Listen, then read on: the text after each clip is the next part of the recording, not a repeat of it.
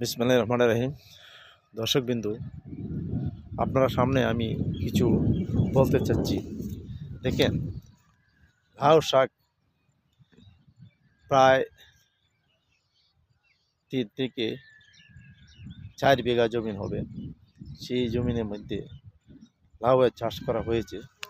আর দেখেন আপনারা, অবশ্যই আপনারা এত সুন্দর হয়েছে বলার মতো না, খুব সুন্দর হয়েছে।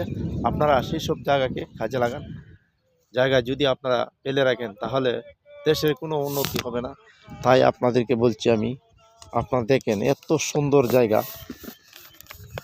আর যে লাউ শাকটা হয়েছে, লাউয়ের যে ক্ষেতটা এত সুন্দর হয়েছে, এটা বলে বোঝানো যাবে না। অবশ্যই আমাদের ভিডিওটার মাধ্যমে আপনারা দেখতে পাবেন এত সুন্দর লাউ শাক। তাই আপনারা অবশ্যই জায়গাকে ফেলে না রেখে কাজে লাগাইতে চেষ্টা করবেন। তাই দেশের উপকৃত হবে, আপনি নিজেও উপকৃত হইতে পারবেন। আর এত সুন্দর আপনার আমি কি বলবো, বলা মতো কিছু নেই। 3 থেকে 4 বিঘা জমিতে সেই সুন্দর